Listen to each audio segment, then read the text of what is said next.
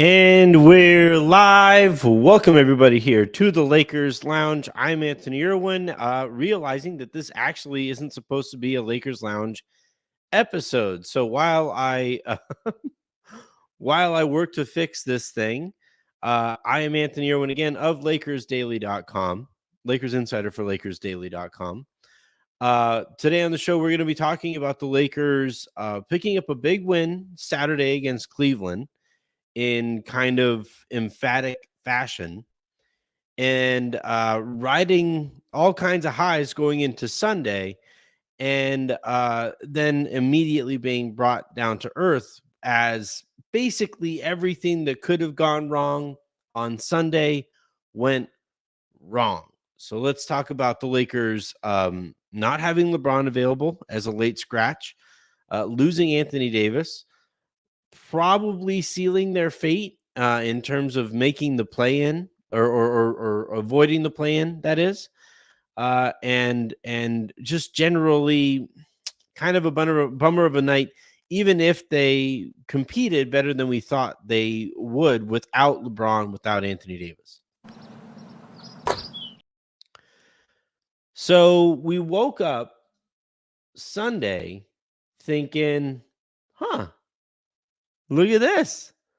Lakers picked up a big win against the Cleveland Cavaliers. The Phoenix Suns are going to be playing against the New Orleans Pelicans, which means the Lakers could gain ground on at least one of those teams here by winning against a Minnesota team that was playing without Karl Anthony Towns still.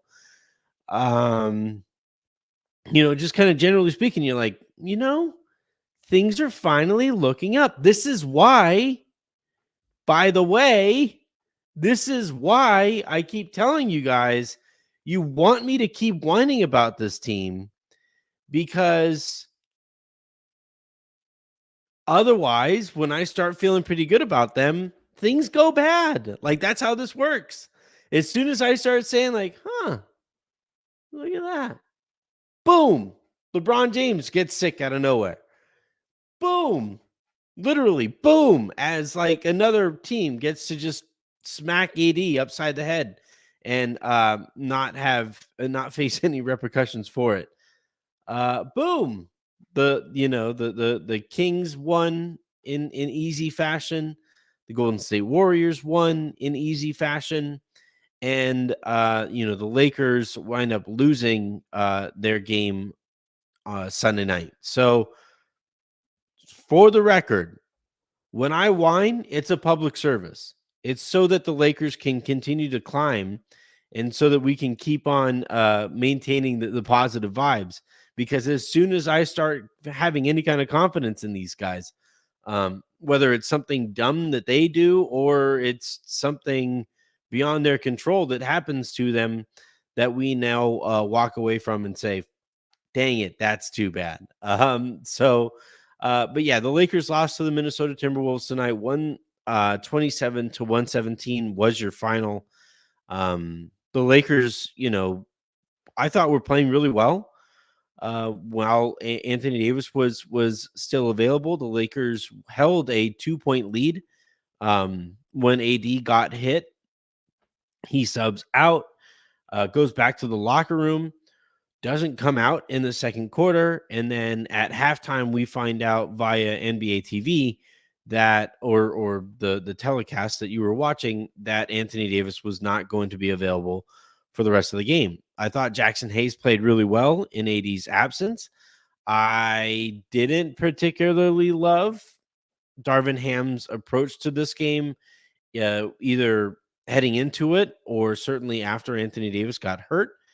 And look, it probably wouldn't have mattered. You're probably not going to beat the Minnesota Timberwolves with how they've played.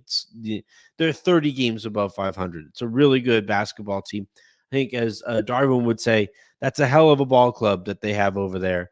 But it really is in this case. The Lakers not having LeBron, not having Anthony Davis, beating a Minnesota Timberwolves team always, it probably isn't going to happen.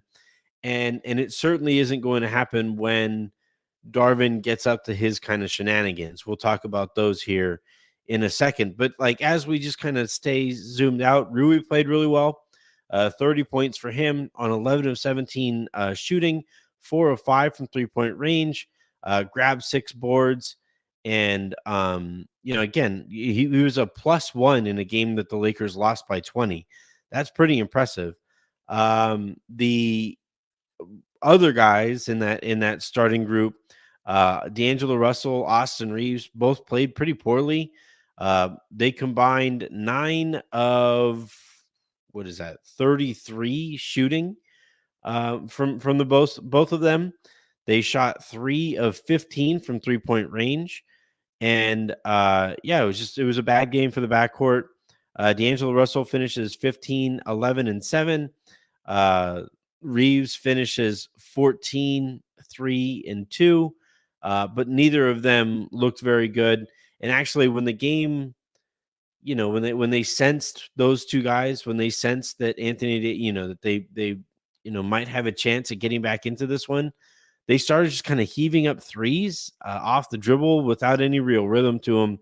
And I thought that basically ended any chance that the Lakers had while they had it. I do need to spend some time here talking about Jackson Hayes. He plays 33 minutes, which is, I would imagine, by far the most he's played this season.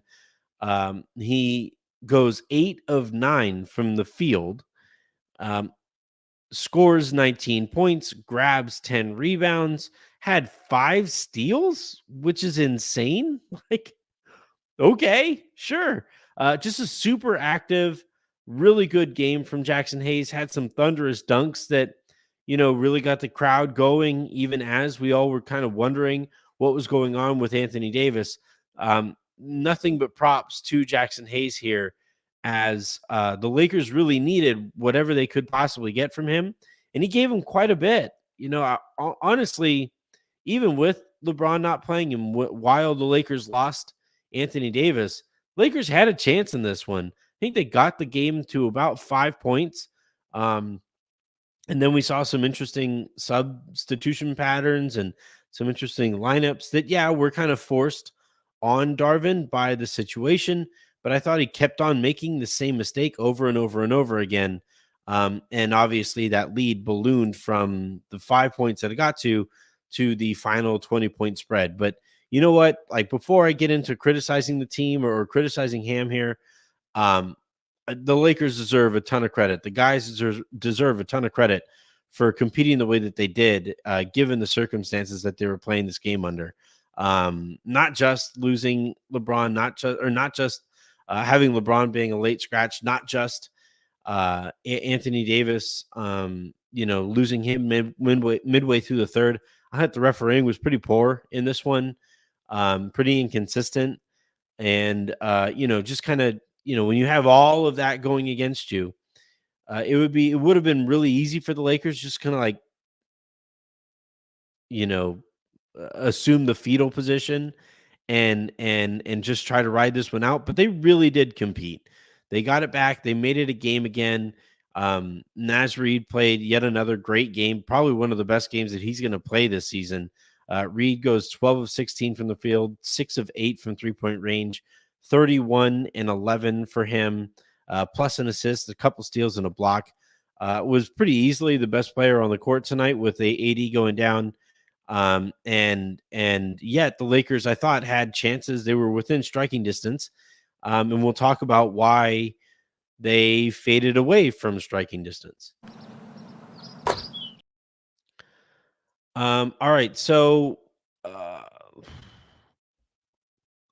I know criticizing Darvin Ham after a game where the Lakers don't have LeBron and AD playing against one of the better teams in the league, that probably comes off as a little unfair. So I'm going to try to dial this down a little bit.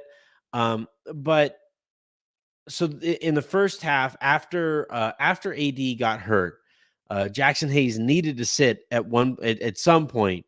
And Darvin, at that point, you don't know whether or not you're going to have AD.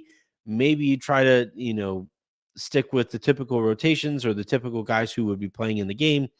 And his choice at that point was to go with Rui at the 5 with, I think Cam was out there too. The Lakers were just really small against, I think, probably the biggest team in the league, and it was just volleyball. The Timberwolves were just getting offensive rebound after offensive rebound. Rudy Gobert had 8 offensive rebounds of his own in this one, and the Wolves immediately go on a bit of a run and turn a 4-point deficit or a 4-point lead for the Wolves, a 4-point deficit for the Lakers, into like a 10 or 12-point deficit going into the fourth quarter, if I remember correctly. I'm doing all of this off the top of the head. The other weird thing that we saw from Darvin in this one too, the Lakers started this one playing really well. I mean, if you really, really want to go to the start of the game, I didn't love the starters that he utilized here, as you had Austin Reeves, D'Angelo Russell, Spencer Dinwiddie, and Rui and AD out there. Gabe wasn't available, so you knew you were going to have to get some wonky lineups, because now all 3 of your primary ball handlers are starting alongside each other. Thought that was kind of weird and short-sighted. And then, but they come out and they play relatively well. That starting group did. It helped that they were shooting just absolutely lights out. They also weren't getting any stops. So while the Lakers were shooting out of their minds, Minnesota kind of hung around. Anyway, in the, I think it would have been the second quarter, it would have been the first quarter. I think to end the first quarter, the first kind of series of substitutes that you saw come in was like Taurean Prince and Cam Reddish, and there was one more. Taurean Prince and Cam Reddish. It had to have been Jackson Hayes. And the lineup that you saw out there was, it was in the first quarter, and the lineup that you had out there was Austin Reeves, Taurean Prince, Cam Reddish, Jackson Hayes, and Anthony Davis. And I just tweeted out, what is this lineup? I have no idea what is going on right now. That lineup gets absolutely obliterated in short fashion too. And that 7-point lead basically dissipates in the blink of an eye. And any amount of margin for error that you had in this game just vanishes, right? And now on top of that, Minnesota has the momentum. So Minnesota winds up taking the lead. And then it kind of went back and forth, back and forth, back and forth. And then Anthony Davis gets hit in the face, and you lose him for the rest of the game. And if that first series of substitutes wasn't enough, you also had that decision that, I get it the first time. I understand it the first time, where you basically see if you can squeak out a couple minutes there with Rui at the 5, even though I don't think Rui has spent very much time, if at all, at the 5 this season. But Rui spent some time there at the 5 in another kind of small lineup. Minnesota bullies that team around, and you're like, okay, well, you can't go to that again. And you're thinking, well, if you can't go to that again, what options do you have? You can't play Jackson Hayes, 24 minutes in the second half. So what the Lakers wind up, I thought, should have done, especially once you find out AD isn't coming back, you're probably going to lose this game anyway. And maybe it doesn't change anything. It probably doesn't change anything. But I would have liked to seen Colin. At some point, you got to find out what the hell you have in Colin Castleton. Like, we haven't seen anything from this guy in competitive situations this season. But Colin Castleton, I thought, would have made some sense in that second half.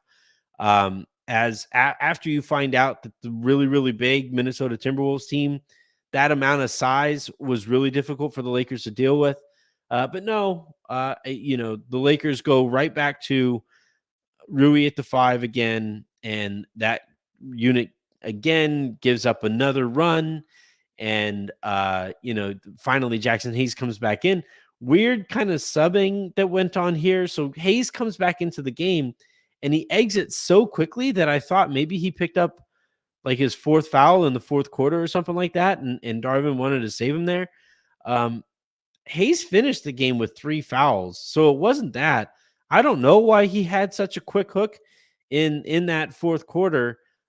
So Hayes subs back out. The Lakers go back to that small unit, knock down a couple threes, but like they were giving up so many offensive rebounds that like Minnesota again extends the lead. So by the time Hayes comes back in there and you have something of a closing lineup, the game is basically, you have to play basically perfect basketball to have a chance at it. They didn't play perfect basketball and the game ended. And again, because of the situations, because of who wasn't available in this one right from the get-go, and then certainly once AD goes down, the Lakers probably aren't going to win this game. Like I'm not blaming the way that this turned out on Darvin Ham.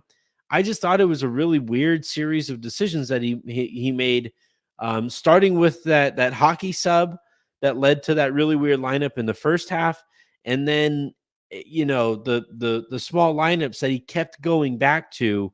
It was really reminiscent of last season when all of your talent just happens to be with guys, Rui's height and smaller when Hayes is resting. But like there are certain baselines that you need to make in basketball, especially against this kind of a matchup. And the Lakers were just too small. They were. My dad was watching the game. He's like, "This looks like a JV team. Like this, they're the varsity team is just sitting there playing volleyball on the backboard, and the JV team is just kind of looking up, hoping that they miss a layup in a certain way or at a certain angle that allows you to get a rebound and get out and run. And the game turned out the way that it turned out. So, yeah, I don't know. I just don't think he's an NBA coach, and I guess I'm going to keep on screaming into the void. We didn't see Max Christie at all in this one until garbage time. I thought that was a weird decision to make, given some of the length that you have on Minnesota, especially after you lose Anthony Davis, and you need to have some perimeter defense that doesn't give up straight line drives to the basket. Cam Reddish played tonight. I thought he looked pretty bad again.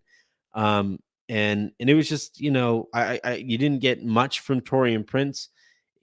If you're gonna keep throwing, crap at the wall and hoping something sticks there with the Rui at the 5 lineups, then you may as well try to trot out Max Christie or Colin Castleton. You get neither of those guys in there. The Lakers wind up losing, and it just, I guess it just kind of is what it is. He's just, I'm trying not to get angry or not. I'm trying not to like overreact given the situation there. But it's that meme. Yeah, my expectations were low because of who wasn't available in this one, but holy bleep, you guys still managed to bleep it up.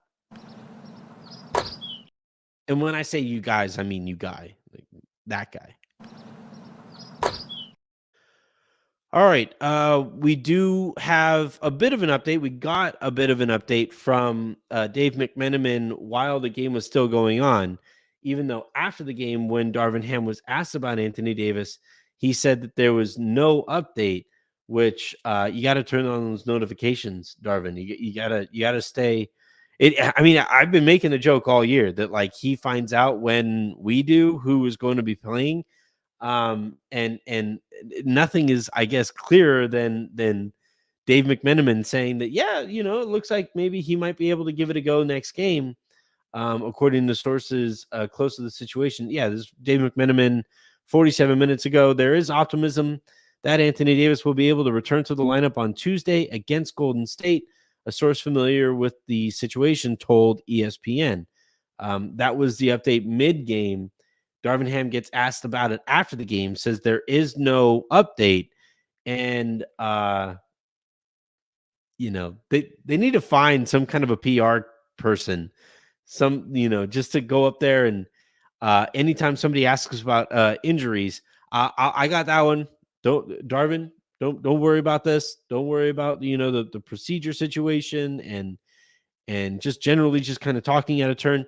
I'll field the questions about the situation when it comes to injuries, and then we'll all move on together. But Anthony Davis, according to Dave McMenamin, there is optimism that he'll be able to go against Golden State. It's a huge game.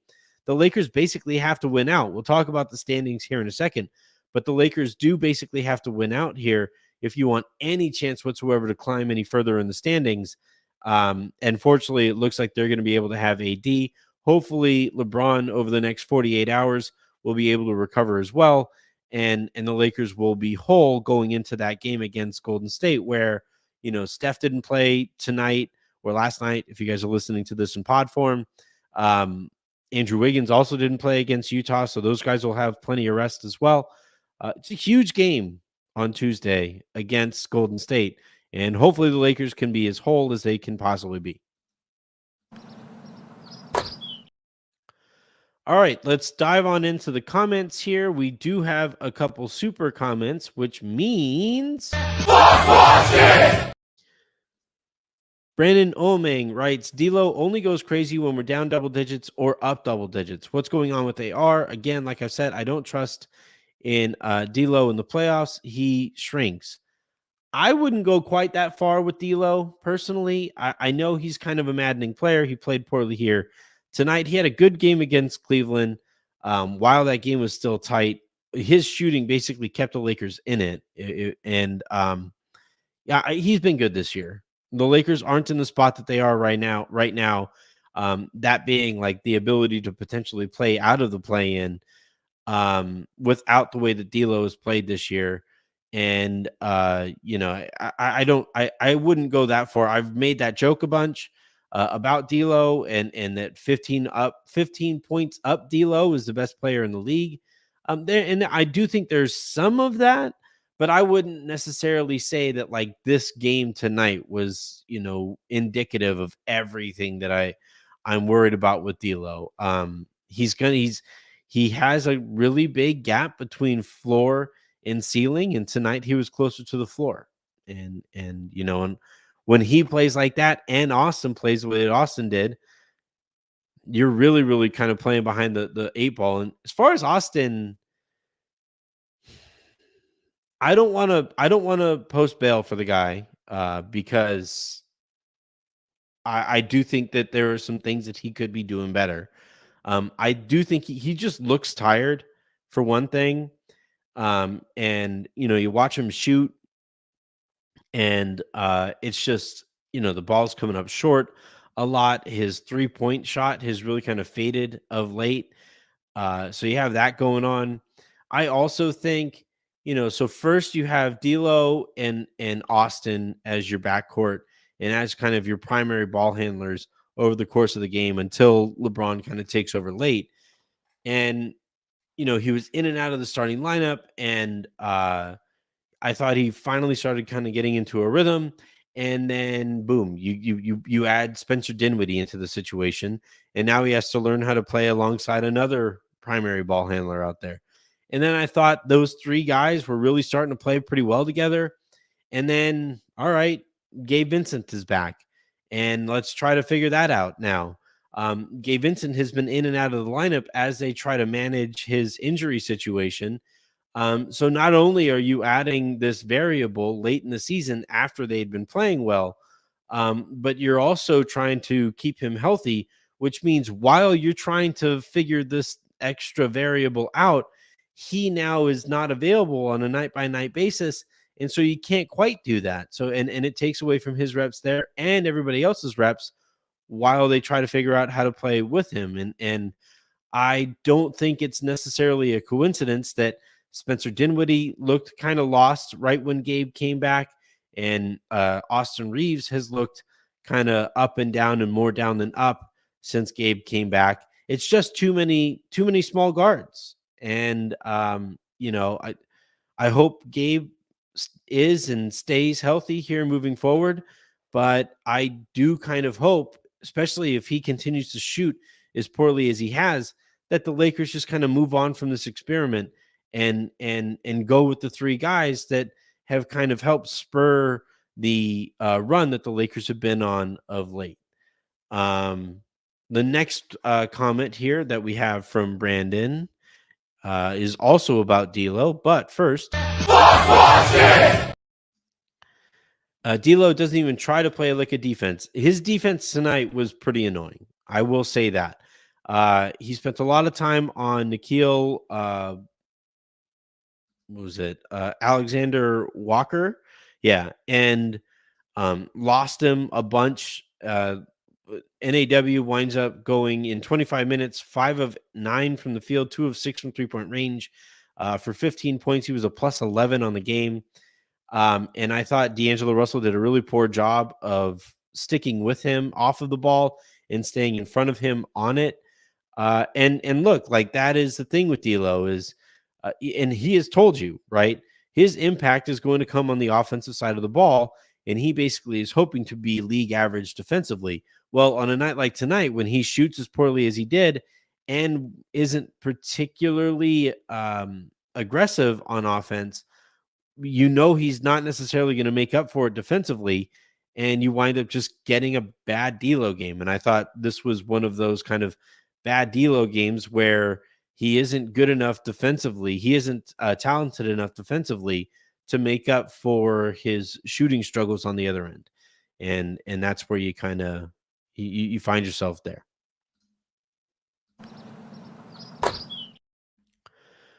All right, let's take a quick look at the standings here. My dude, Gary Kester, we used to write together at Lakers Outsiders. He put together what the Lakers' situations are based on the number of wins that they get in these last 4 games. So I'll put it up here on the screen. In order for the Lakers to avoid the play-in, they have 3 games. Sorry. In order for the Lakers to avoid the play-in, they now need, if they finish 3-0, 2 Phoenix losses, 2 Sacramento losses, and 1 New Orleans loss before playing the finale against the Lakers, which the Lakers obviously would need to win. That is a lot to ask for, especially given the way that Phoenix is playing. They got beat pretty handily by the Pelicans, but they've been playing Bradley Beal at point a lot more recently and have looked better as a result. Sacramento, they don't have Malik Monk, but they beat the absolute crap out of the Brooklyn Nets last night.